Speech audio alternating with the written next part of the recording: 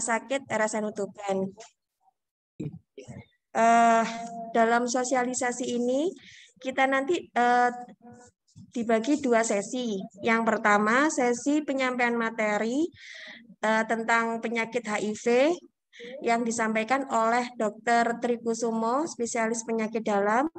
Dan untuk sesi yang kedua kita menyampaikan tentang kebijakan program P2 HIV AIDS yang akan saya sampaikan sendiri. Kita mulai saja untuk sesi yang pertama tentang materi penyakit HIV AIDS yang akan disampaikan oleh Dr. Trikusumo, spesialis penyakit dalam. Untuk waktu dan tempat kami persilahkan. Baik, Dok. Assalamualaikum warahmatullahi wabarakatuh. Terima kasih, Dok, atas waktunya. Yang kami hormati Dr. Nervi sebagai moderator, kemudian teman-teman sejawat yang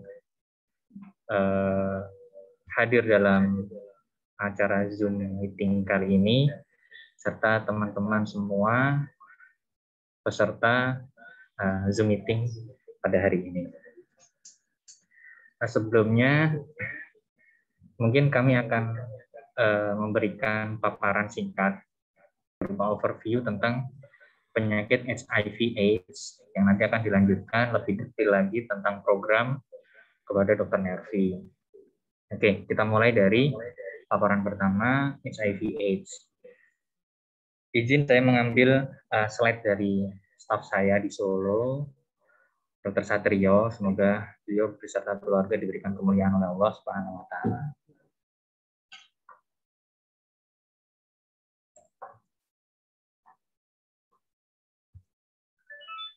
Oke, nah dari 2 gambar ini kira-kira teman-teman yang penderita AIDS yang sebelah kiri atau sebelah kanan, karena memang banyak dari kita mengira bahwa pasien HIV atau HIV/AIDS itu harus kurus gitu ya, harus terlihat kulitnya menghitam dan sebagainya.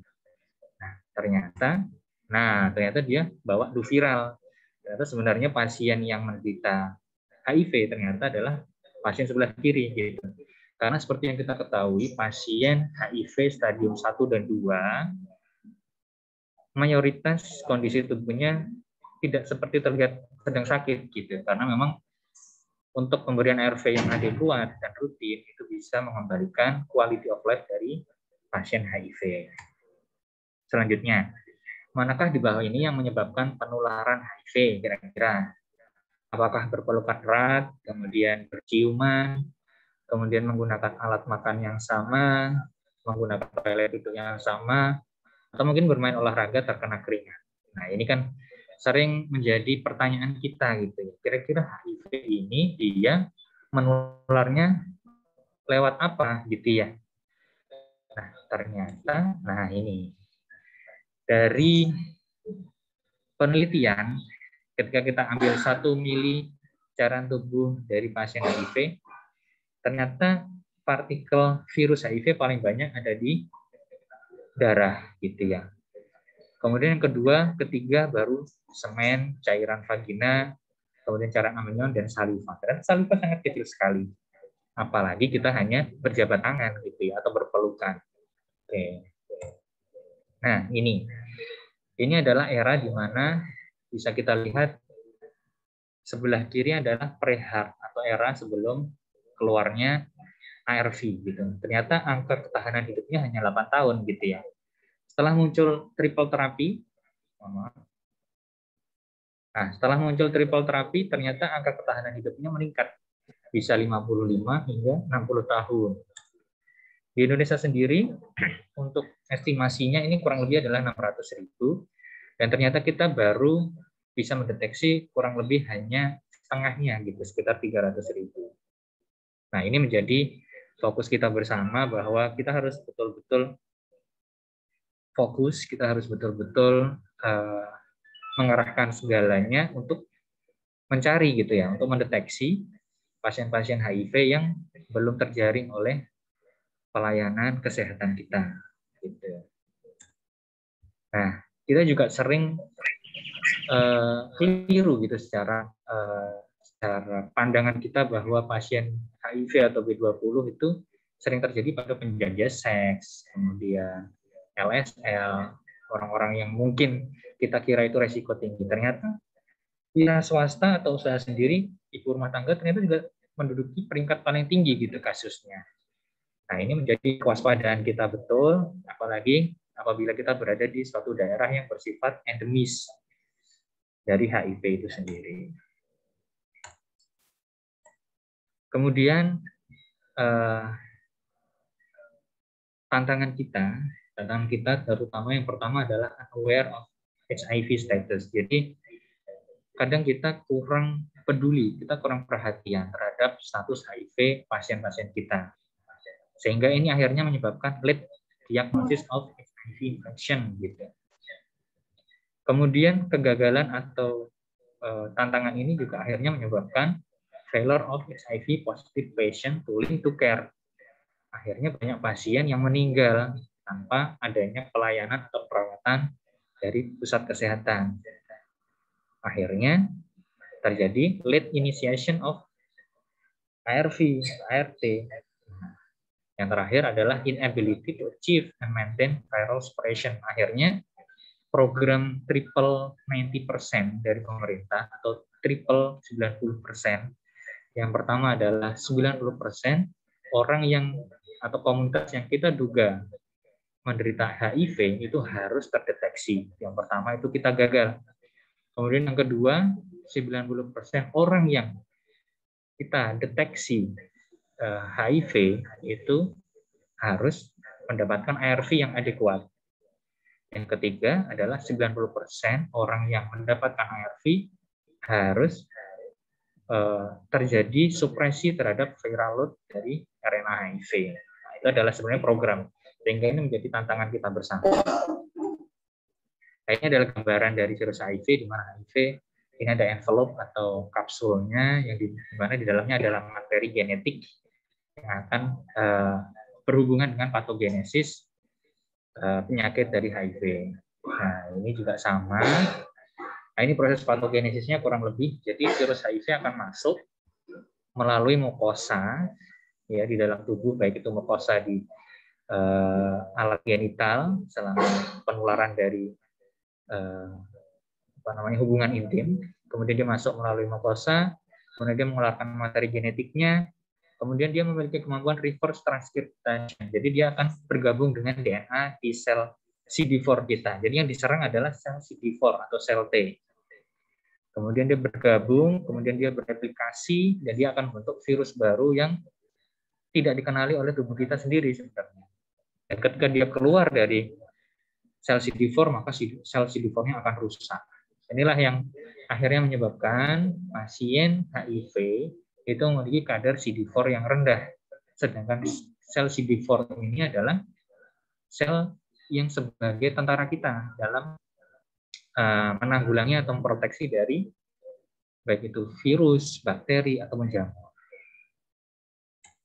Nah, ini adalah perjalanan dari penyakit HIV, di mana ada HIV asimptomatik, itu kurang lebih 0 sampai 6 bulan, kemudian HIV simptomatik hingga akhirnya jatuh pada kondisi AIDS.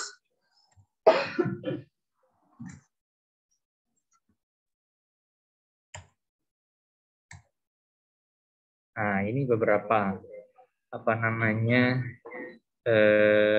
infeksi yang terjadi, baik itu pada HIV simptomatik maupun AIDS. Nah, ini adalah terminologi dari ICD-10 di mana kita sering menggunakan B20 gitu ya.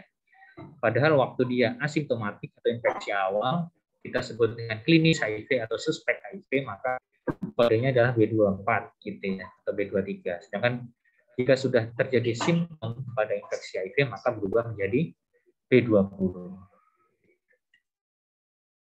Nah, ini beberapa stadium yang mungkin perlu kita tahu ya. Yang pertama ada stadium 1, di mana stadium 1 ini tidak ada penurunan berat badan. Orangnya seperti normal, hanya didapatkan adanya limfadenopati generalisata yang bersifat persisten. Masuk di stadium 2, mulai ada penurunan berat badan kurang lebih 10%.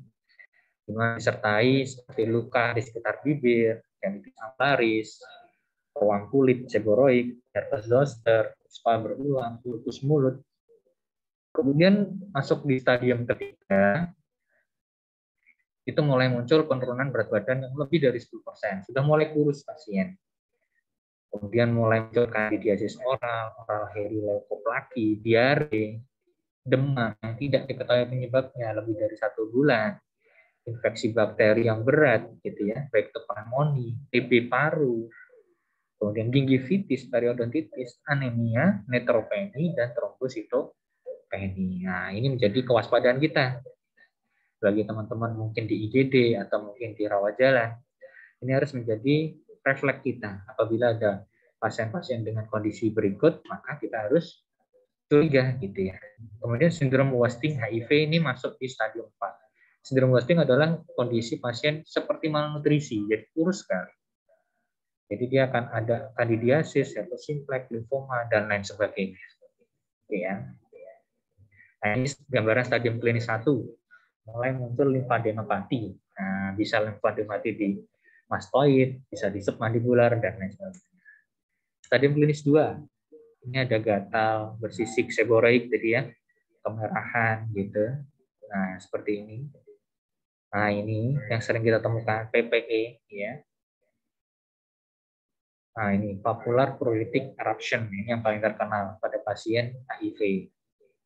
Lengan, tungkai, pinggang, bokong, hampir di seluruh tubuh dia munculnya. Ini PPE juga. Nah, ini herpes zoster, oke ya.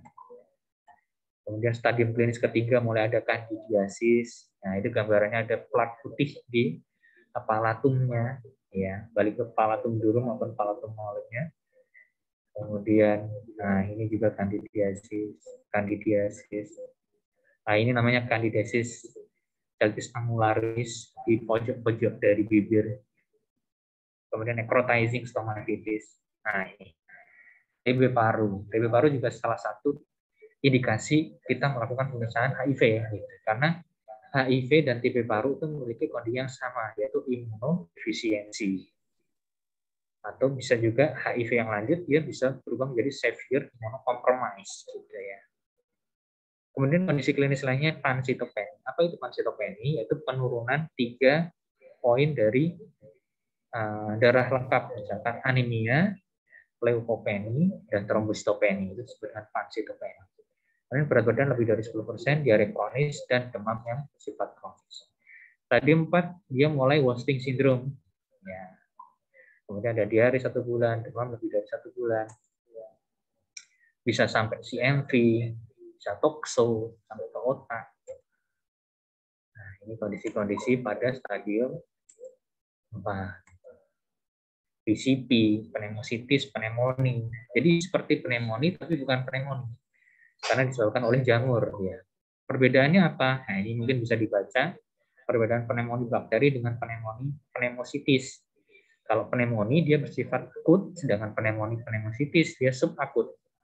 Batuknya kalau pneumonia produktif, biasanya ada batuk berdahak gitu ya.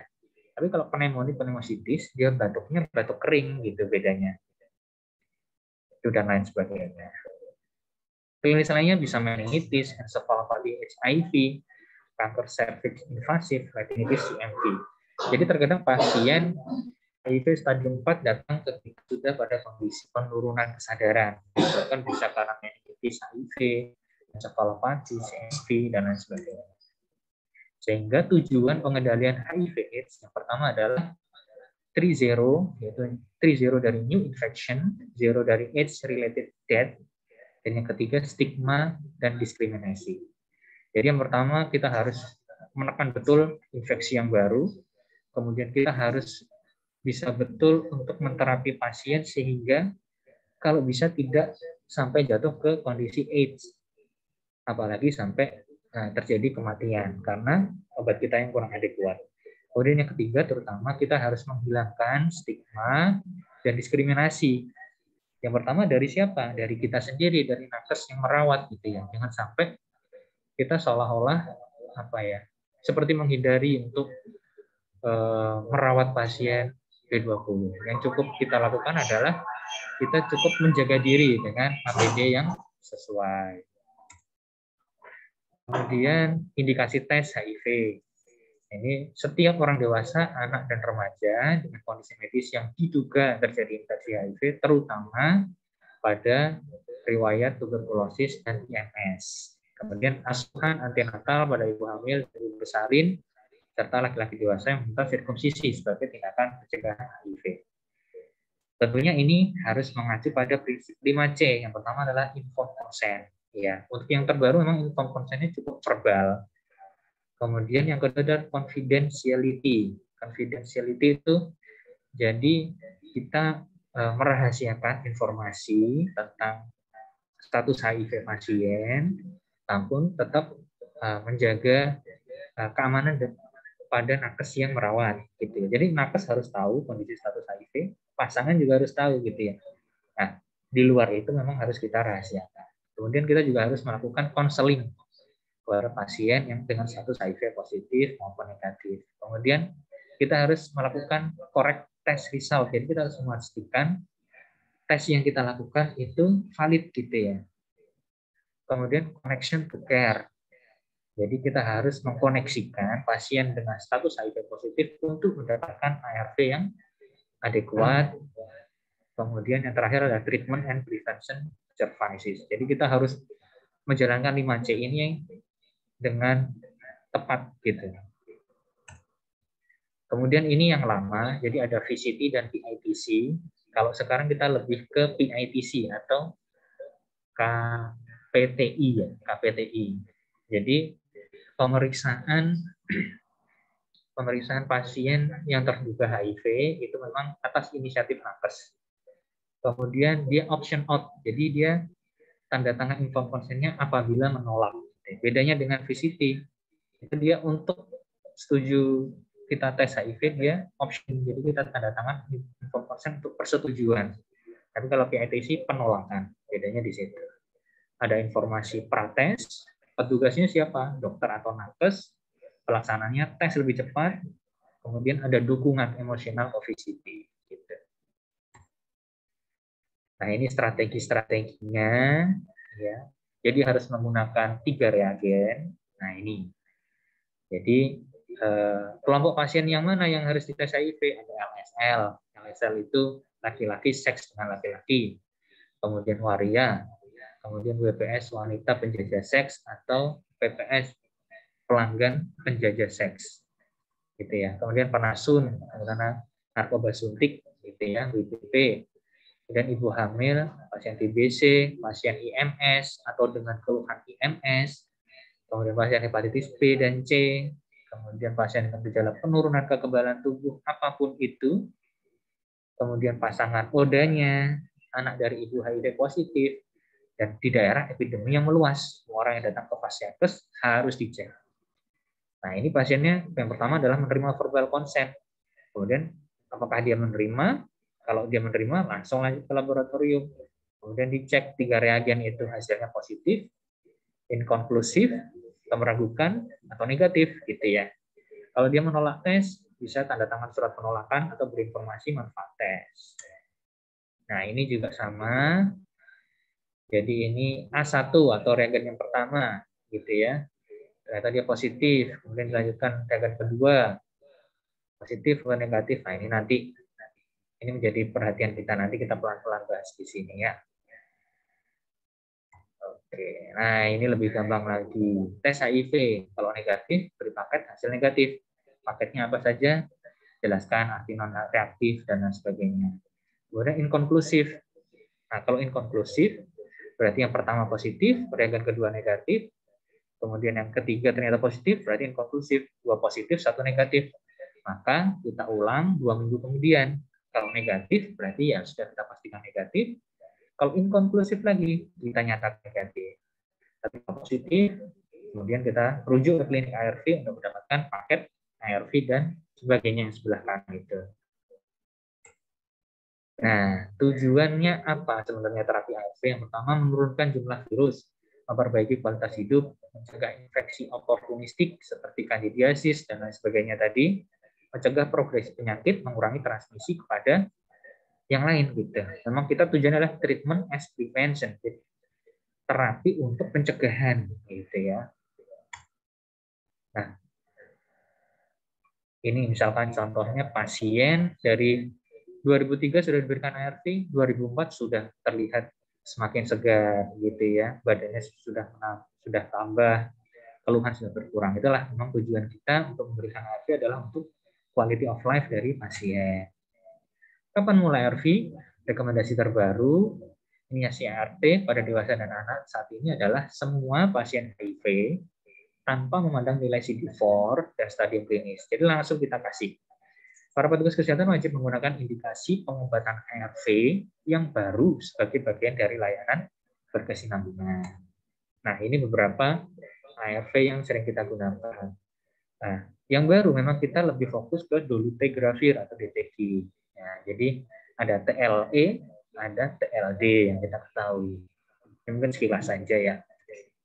Nah, infeksi oportunistik, nah ini adalah infeksi oleh organisme yang biasanya tidak menyebabkan penyakit pada orang dengan sistem kekebalan yang normal. Jadi, infeksi ini hanya terjadi pada pasien dengan imunodefisiensi, salah satunya adalah HIV. Orang dengan sistem kekebalan yang tertekan akan sakit, gitu ya. Nah, bisa kemana saja? Bisa dari otak sampai ke reproductive system, gitu ya. Otak, misalkan ada meningitis, cryptococcus, ada toxo, mata dia ada CMV. Kalau di mulut dia ada cold sore atau ulcer gitu ya. Candidiasis termasuk di mulut. Kalau di paru misalkan ada histoplasmosis, PCP atau TB itu adalah termasuk infeksi oportunistik gitu ya. Dengan perut, di liver, jadi reproductive system termasuk adanya HPV, ya, genital ulcer, PID, UTI, vaginal yeast, ada candidiasis di vaginalnya. Ini adalah salah satu gambaran dari infeksi oportunistik. Nah, ini pengobatannya. Itu sering menggunakan cotrimoxazole di awal terapi. Tujuannya adalah untuk pencegahan dari infeksi oportunistik. Kapan kita mulai? Jika CD4 kurang dari 200 atau stadium 3-4. Kemudian kriteria stop ada pencegahannya untuk apa? Toxoplasmosis, PCP, Salmonella, Cyclospora. Dosisnya berapa? 960 mg per hari. Minimal terapinya berapa? 6 bulan. Gitu ya. Isoniazid sendiri kita gunakan untuk TPT gitu ya. Untuk pasien TB, HIV yang TB-nya dia negatif gitu ya. Jadi sudah ARV 3 bulan, bukan TB aktif. Kemudian pemberiannya berapa lama? 6 bulan. Apa yang diberikan? Yaitu isoniazid 300 mg ditambah B6 25 mg atau 50 mg per hari. Selama berapa lama? 6 bulan. Gitu ya. Terima kasih. Mungkin ini paparan singkat dari saya. Semoga bermanfaat untuk teman-teman di lapangan, sehingga nantinya kita harapkan semakin banyak pasien HIV yang bisa kita deteksi, dan semakin banyak yang kita bantu pasien HIV dengan penggunaan ARV yang kita punya. Harapannya apalagi terjadi pencegahan penularan maupun pencegahan terhadap kematian akibat infeksi HIV. Mungkin sekian dari saya. Kurang lebihnya kami mohon maaf. Wabillahi taufiq wal hidayah. Assalamualaikum warahmatullahi wabarakatuh. Terima kasih untuk Dr. Tri atas pemaparan materi tentang HIV. Gimana teman-teman, ada pertanyaan terkait penyakit HIV? Sepertinya kok nggak ada ya.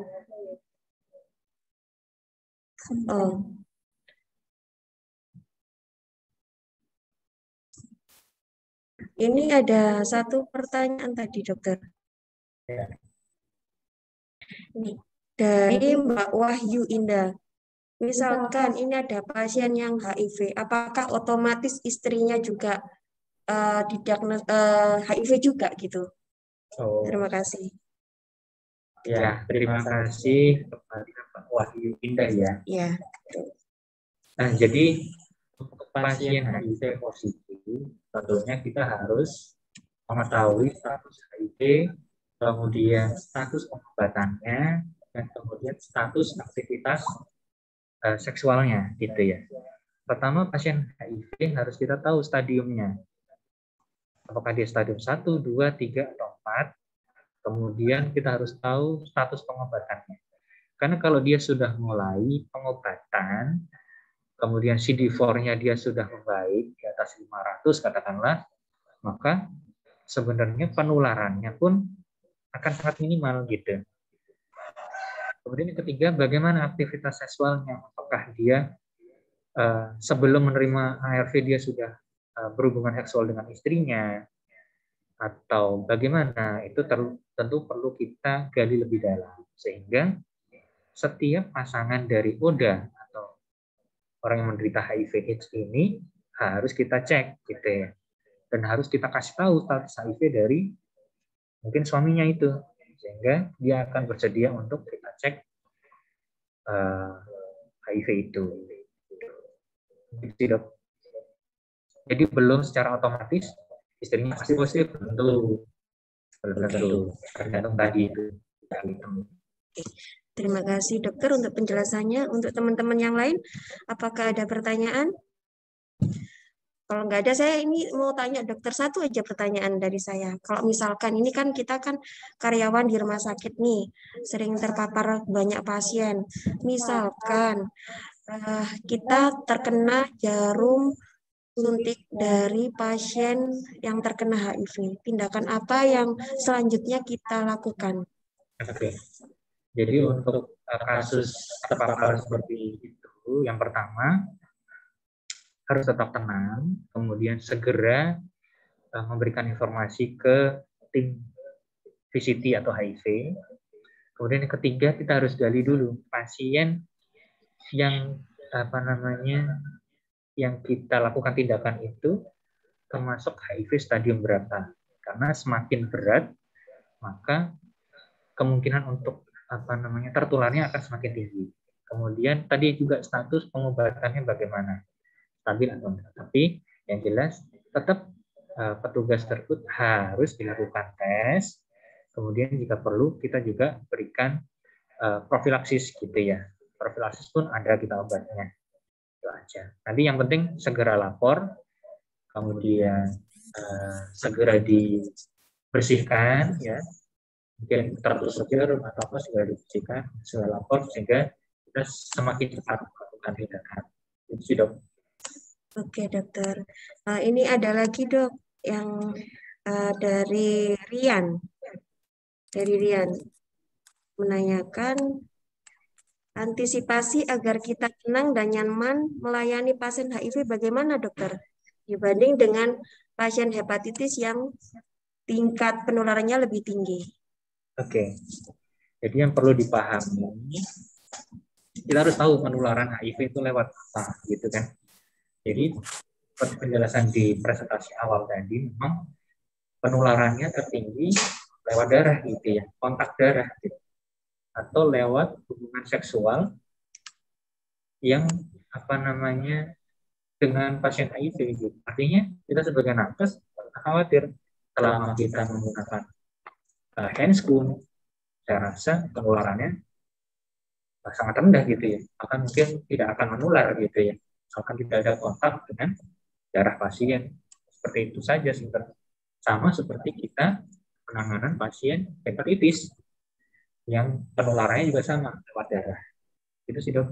Oke, terima kasih. Jadi pada intinya kita harus menggunakan APD kalau melayani pasien-pasien yang beresiko ya dok ya. Betul, begitu ya. Intinya yang penting tidak usah dibuat stigma atau istilahnya kita buat stigma atau kita pisah gitu ya. Kita seperti ketakutan gitu ya. Kalau kita pegang pasien HIV. Itu saja sih dok. Oke. Ini ada satu lagi dokter, pertanyaan terakhir dok dari Mbak Dia. Untuk jarak tes HIV ke-1 sama ke-2 dan selanjutnya itu dok berapa lama? Misalkan gejala awal hampir menyerupai gejala HIV, dites hasilnya negatif, tapi semakin lama gejala semakin berat dan berat badannya turun drastis. apakah mungkin dilakukan tes lagi? Hasilnya positif, dokter. Gimana?